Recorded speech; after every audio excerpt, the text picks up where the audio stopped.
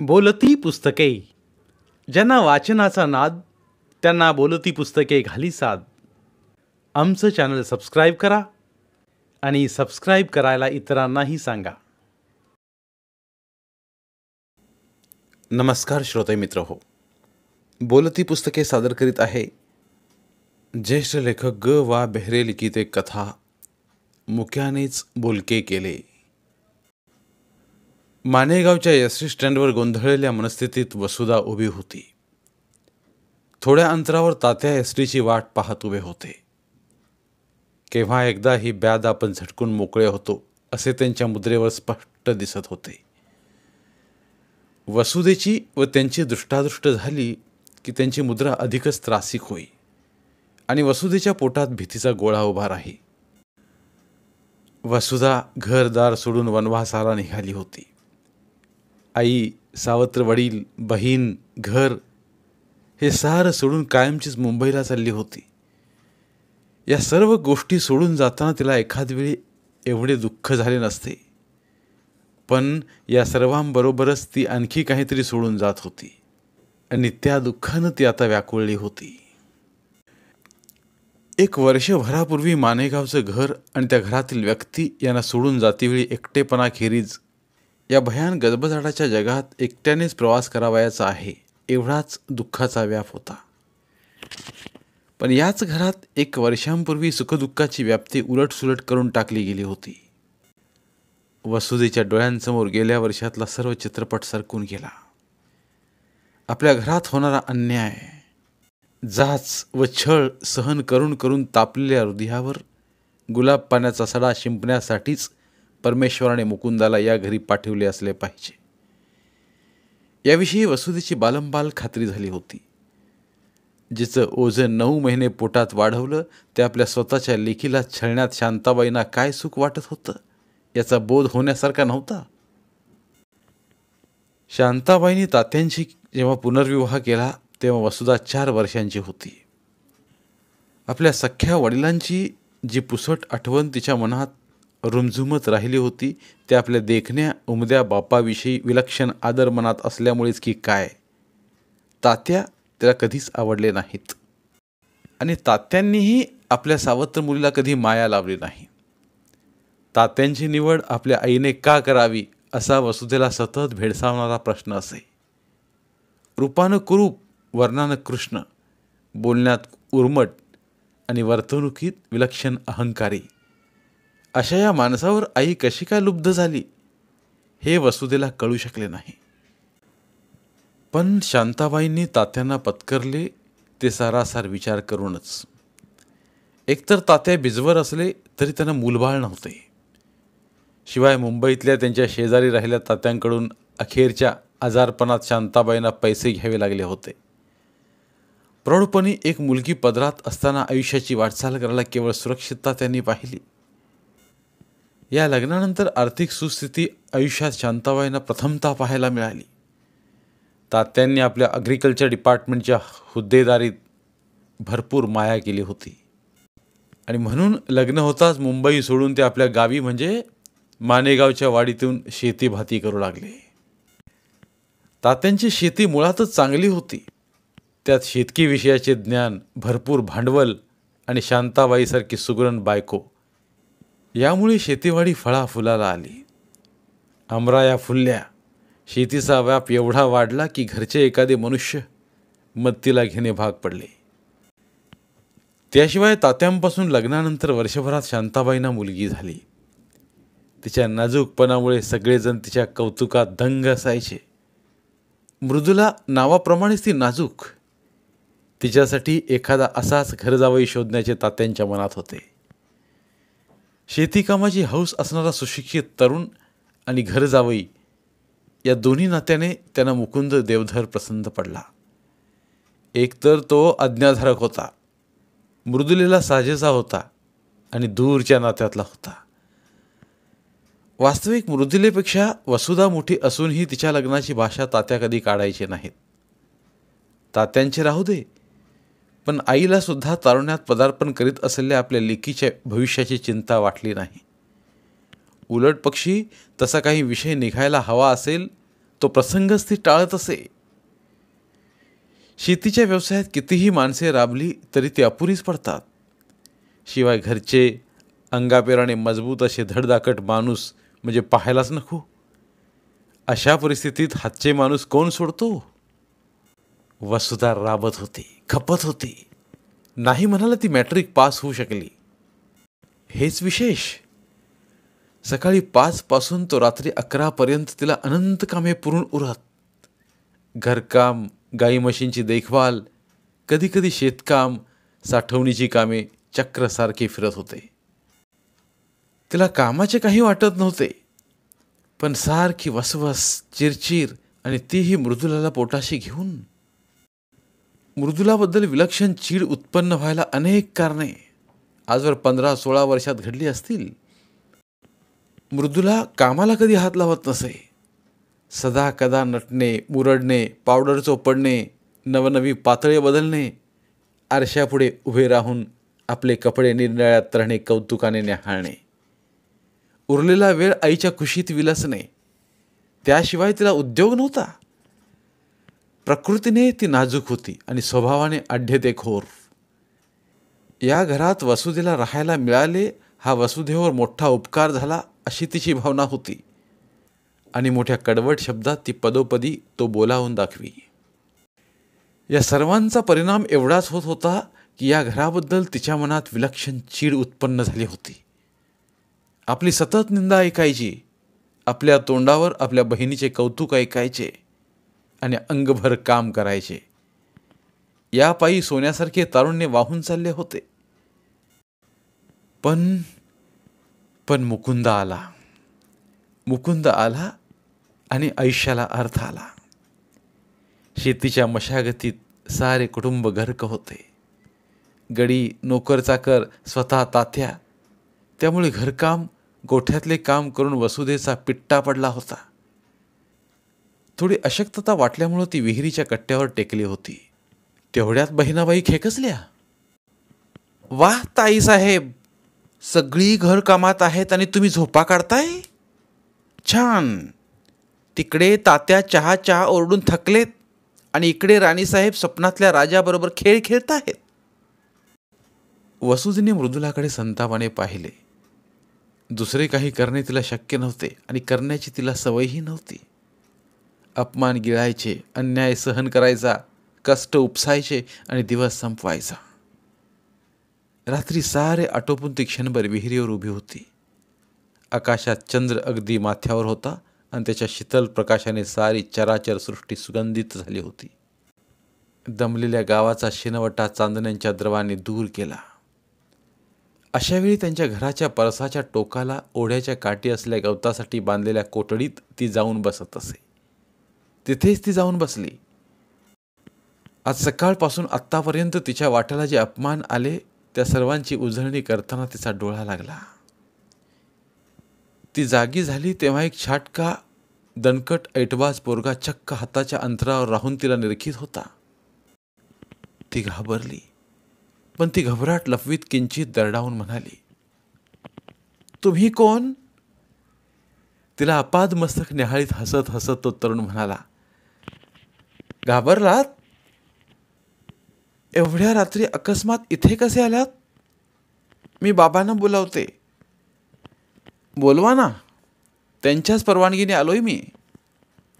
म्हणजे? मी आता इथेच राहणार आहे.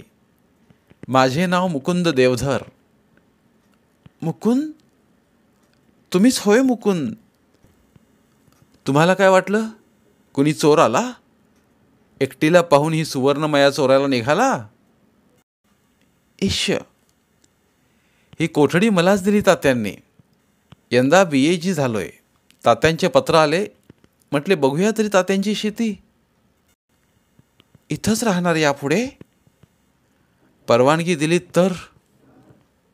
मी परवानगी देणारी कोण? मी या घरातली मोलकरीण आहे. मोलकरीण?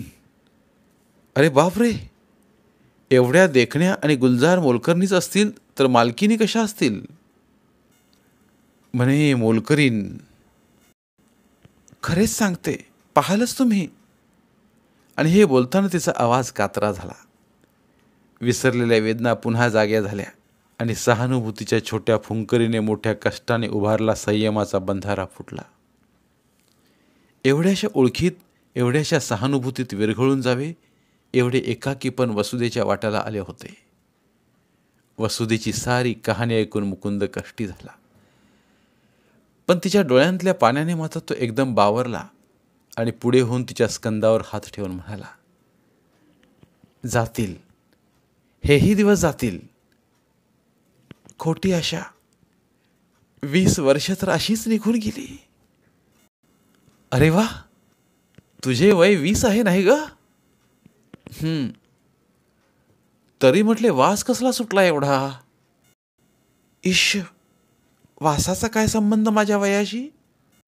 तसं नाही ग, आंबा पाडायला लागला की त्याला एक मोठा गंध सुटतो. बरं मग आता काय सांगू कपाळ, तुला वास यायचाच. पाडाला आलेले फळ तर काय चावटपणा मेला. आणि मग ती लाजली, बावरली आणि सुखावली सुद्धा. आणि मग कष्टानं सुद्धा हसू फुटलं. एकटेपणाला कोंब आले. दिवस मोठे झाले. रात्रीला निराळी रंगत आली. मान ताट राहून नजर शोधू लागली. पण असे दृष्टीभेटीचे प्रसंग सुद्धा थोडे लाभायचे. मुकुंदाला मृदूला सहज दृष्टीआड होऊ द्यायची नाही. आपल्यासाठी हा वर वडिलांनी शोधलाय याची थोडीफार कल्पना तिला असल्यामुळे त्याला जास्तीत जास्त आपल्याभोवती रुंजी घालायला लावण्यात ती धन्यता मानी. पण तिच्या पहाऱ्यातून जेव्हा त्या 4 डोळ्यांच्या भेटीचा योग येई तेव्हा दुनिया पालटून जाई. नाहीतरी सुप्रभात घटकाभरच राहायची.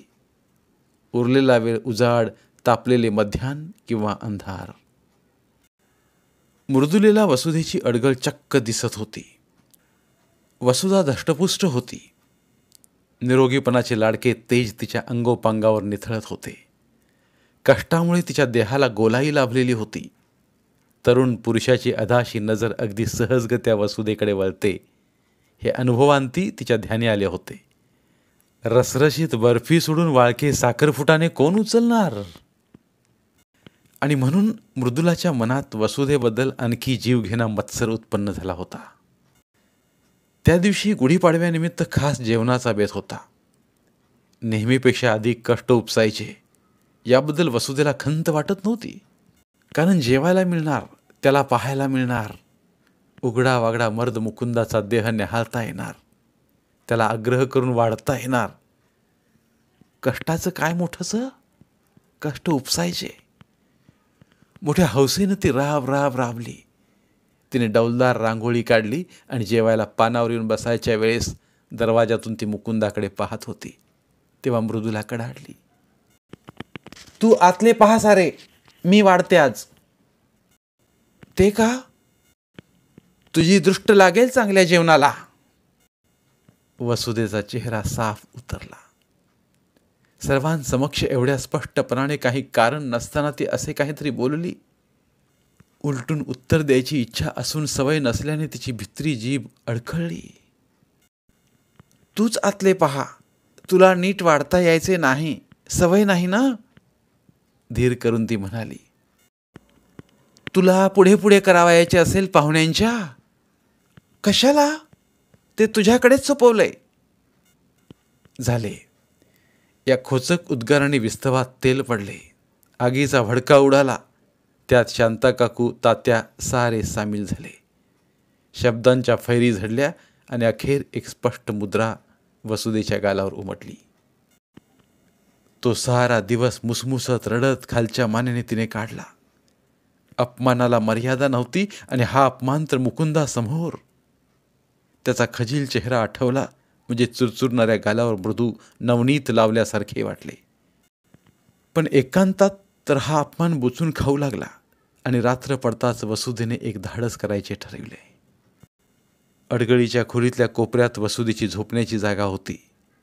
सर्व निजानीज झाल्यावर ती हळूच उठली आणि दरवाजा उघडून मुकुंदाच्या कोठीकडे निघाली. रात्र चांगलीच अंधारली होती. पण चांदण्याच्या चमचमीतून पायरस्ता दिसत होता. परसदाराच्या जुईचा आणि रातराणीचा मस्त गंध दरवळत होता. त्यांच्या श्वासाबरोबर वसुदेच्या अंगावर सुखाचे शहारे आले. मुकुंदाच्या खोलीत दिवा होता. दरवाजा वाजवताच दार उघडले. कोण? वसुधा? या वेळेला? राग आला? वेडी की काय? अवेळी आलीस म्हणून आश्चर्य वाटलं. सहज आलीस? या त्याच्या औपचारिक प्रश्नाबरोबर वसुधेला रडूच फुटले. सकाळी घडलेल्या प्रसंगावर सहानुभूतीची फुंकर मिळावी या अपेक्षेने आलेल्या वसुधेला हा रुक्ष व्यवहारी स्वर अपरिचित होता. जाते मी. आणि तिने पाठ वळवली. तिच्या पाठीवरच्या पोलक्याच्या फाटक्या भागातून चमकणाऱ्या निरोगी त्वचेच्या दर्शनाने रात्रीचा एकांत सुखावला होता. पुढे होत मुकुंदा म्हणाला, वसुधा, काय? फार त्रास होतो? का असा अपमान करतात ग सारेजण तुझा? आणि एवढ्या अनुभूतीने आवरले सारे संयम सुटले आणि मुकुंदाच्या खांद्यावर डोके ठेवून वसुधा ओक्साबोक्षी रडू लागली. वसुधेचे रडणे संपले केव्हा हे तिला कळलेच नाही, पण काहीतरी सुखद स्पर्शाने ती भारावून जात होती. तिच्या लाडक्या मुकुंदाचा स्पर्श तिच्या अंगाला होत होता. तिच्या उघड्या पाठीला, मानेला, गालांना आणि अखेर त्या स्पर्शाच्या धुंदीतच तिच्या गालांवर, ओठांवर एक नशेचा अंमल चढत होता. हे कसले सुख तिला कळतच नव्हते. तिला कुणाची तरी अनुभूती हवी होती. ममतेचे कोणतेच स्वरूप तिला ज्ञात नव्हते आणि हे तर काहीच्या बाहीच सुखावह होते. ओठांवर कबुतराची पिसे फिरत होती आणि त्यात एक आणखी सुखाची धार कोसळत होती. पलंगावर आपण केव्हा आडवे झालो तेही वसुधेला समजले नाही. आपल्या पोलक्याशी चाळा करता करता तिथे मुकुंदाचे गोकुळ केव्हा झाले तेही तिला समजले नाही. ती जागी होती की बेहोश होती हे तिला हवे होते की नको होते. तिला ममता हवी होती. ममतेचे हे स्वरूप तिला अपेक्षित नव्हते. पण हे काही वाईट नव्हते. तिच्या वक्षांच्या पारव्यांना कोणीतरी घुमवीत होते आणि त्या नादमय घुंकारात सारे विसरत होते. ह्या बेहोशीतून ती कोंबड्याच्या बांगेने जागी झाली तेव्हा ती मुकुंदाच्या मिठीत होती. अंगावर कसलेच वस्त्र नव्हते, तिच्याही आणि मुकुंदाच्याही. त्याचा एक हात अजूनही तिच्या वक्षावर होता.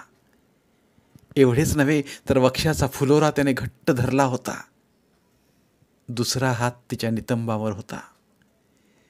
त्याच्या अगदी निकट ती झोपली होती. तिला हे खरे वाटत नव्हते.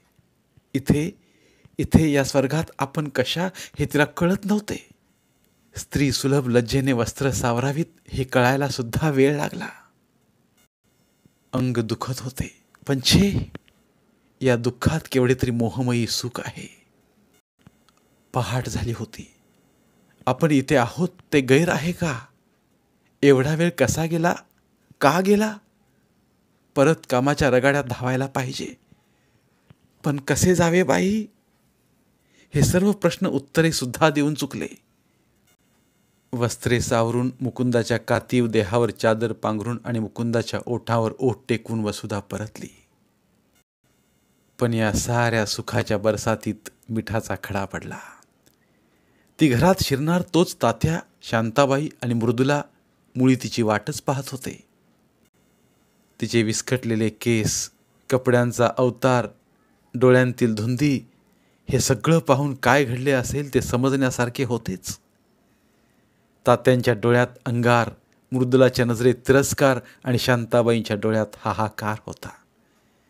त्या तिघांच्या तोंडून निघालेल्या शिव्यांच्या लाखोलीतून निष्पन्न एवढेच झाले की आजच्या आज तिने हे गाव सोडले पाहिजे.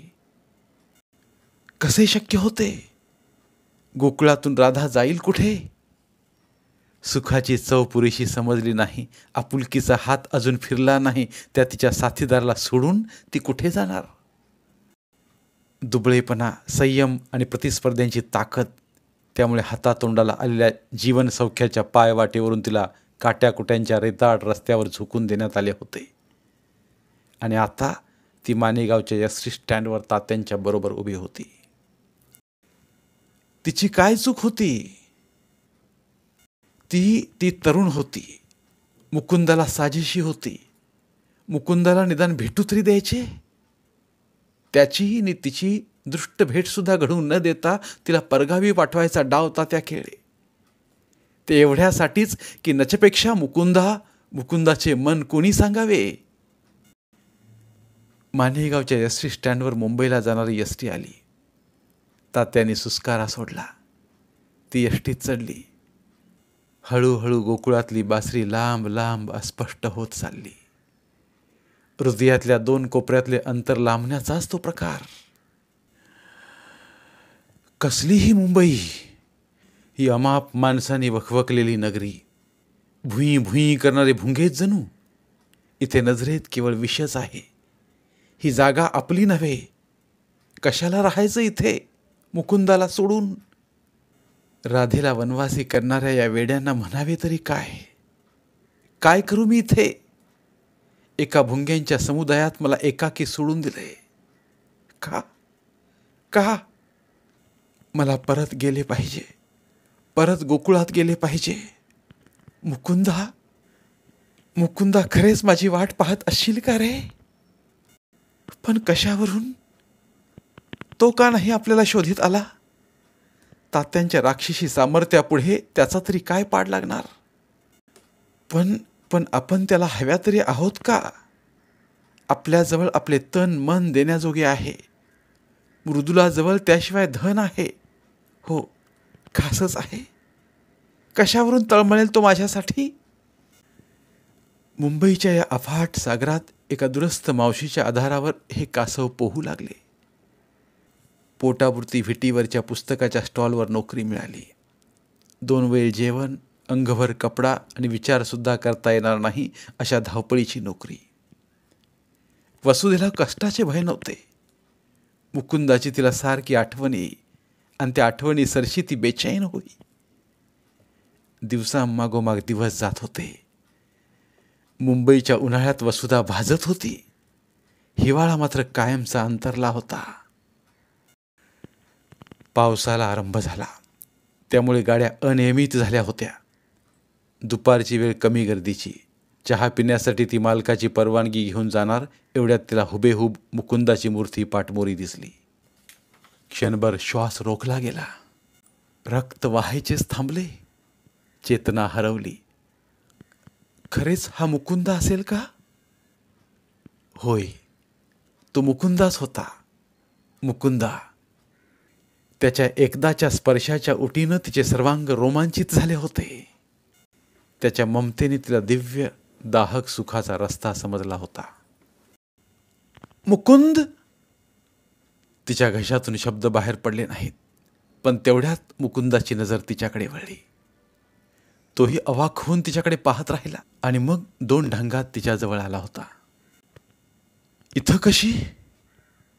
तुझ्यामुळे. म्हणजे त्या रात्री तुझ्याकडून परत आले आणि त्या त्रिकुटाने मला घेरले. त्यांना कळले माझ्या अवतारावरून. तुझ्यापासून मला दूर करायची म्हणून मला अंदमानला पाठवलंय त्यांनी.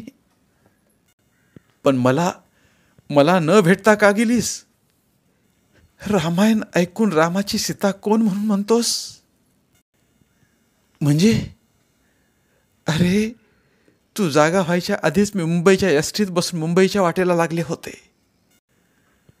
कमाल आहे, कमाल.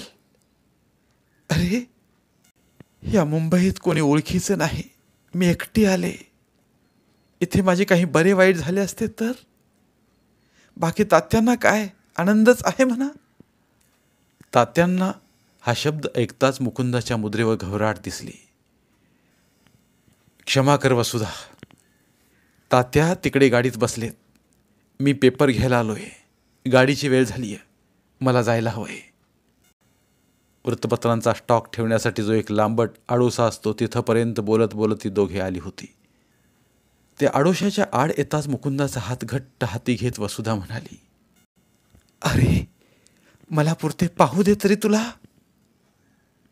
पण वसुधा, ठीक आहे, नको थांबूस माझ्यासाठी. मी कोण? मुकुंदा, मुकुंदा. तिच्या डोळ्यात पाणी तरळले आणि मग मुकुंदाला राहवले नाही. तो म्हणाला, वसू, रडू नकोस प्लीज. रडायला लागलीस की माझ्या दुबळेपणाची मला भीती वाटते. वसू, वसू, हे बघ. आणि तिच्या साश्रू डोळ्यांचा आणि गालाचा त्याने घाईगर्दीत मुका घेतला आणि त्या मुक्याच्या स्पर्शाची जाणीव होण्याआधीच तो गर्दीत दिसेनासा झाला. त्या मुक्याचा वन अजून गालावर होता. त्या मुक्यामागचा आवेग वक्षाला जाणवला होता. पण खरेच मुकुंदाचा भास का खुद्द मुकुंदा? आणि मग जाणीवीत येताच वसुधा चक्क पळत सुटली, मध्ये येणाऱ्यांच्या आश्चर्यचकित डोळ्यांकडे दुर्लक्ष करीत. कर्जतहून मानेगावला जाता येते हे ठाऊक असल्यामुळे प्लॅटफॉर्मकडे धावून तेथे पोचण्यापूर्वीच प्लॅटफॉर्मवरून निघून गेलेली गाडी वसुधेला दिसली. पण त्या मुक्याच्या आठवणी जाग्या होत्या. त्या आता कुणापुढेही नमूद येणार नव्हत्या. त्या मुक्याने बरेच काही सांगितले होते आणि म्हणून इच्छित ते गाठायला हवेच होते. एक गाडी चुकली म्हणून काही बिघडले नव्हते. त्यानंतरची दुसरी गाडी एस.टी. मानेगावच्या एस.टी. स्टँडवर संध्याकाळ झाली. तरी पण श्रम कशाचे नि कुणाचे. राधा बावरी झाली होती. मुकुंदाचा वेध घेत होती. सामर्थ्य भक्तीचे होते. सामान सुमानाशिवाय मागून घेतलेल्या 50 रुपयांशिवाय तिच्याजवळ काहीही नव्हते. रान तुडवता तुडवता तिला मानेगावची वस्ती दिसली. मग वाडी दिसू लागली. मग हळूहळू तिला मळा दिसू लागला आणि बघता बघता ती घरच्या अंगणात पोहोचली. घराला वळसा घालून ती मुकुंदाच्या कोठीकडे आली. तिला कोणी पाहिले नाही की हटकले नाही. मुकुंदाची खोली बंद होती. तेव्हा ती खऱ्या अर्थाने जागी झाली. कारण आता करायचे काय? राहायचे कुठे?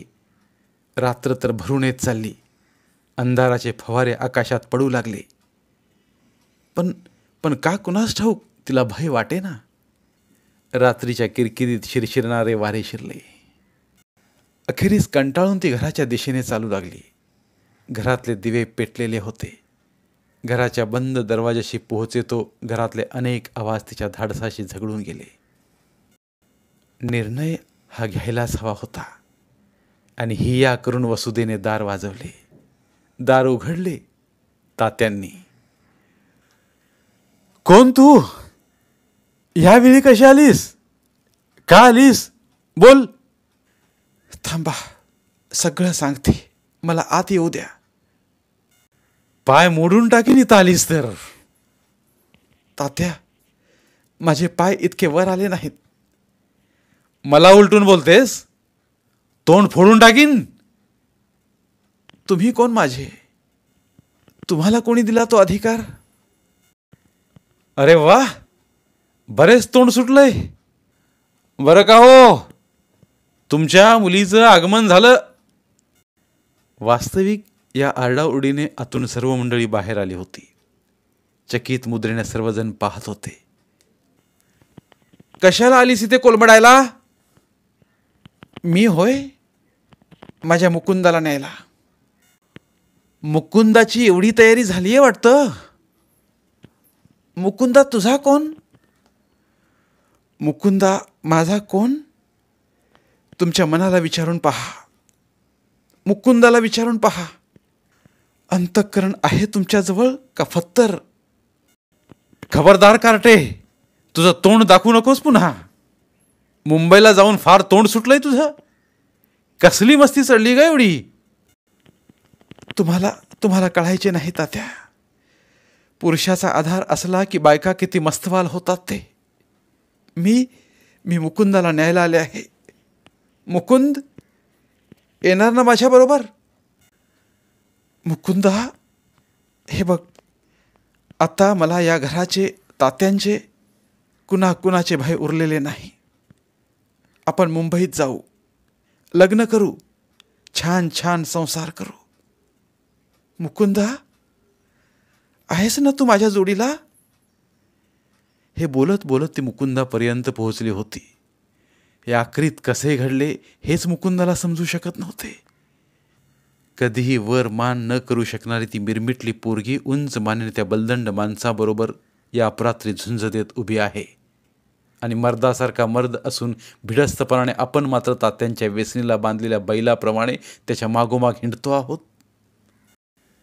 वसुधेच्या या नव्या रूपावर तो निहायत खुश झाला. एवढी मजबूत बायको असल्यावर तात्यांसारख्या 56 अक्रस्ताळ्या माणसावर मात करता येईल. पण या विचारात दंग झाल्यामुळे वसुधा अस्वस्थ झाली. बोल ना मुकुंदा, मुकुंदा, तुझ्याशिवाय मला कुणी नाही या जगात. ही सारी माणसं गेल्या जन्मीची दावेदार आहेत माझी. मी मेले तर यांना आनंद होईल. मुकुंदा, तुझ्या पायावर मी सारे काही वाहिले आहे. मला सोडू नकोस, सोडू नकोस मला.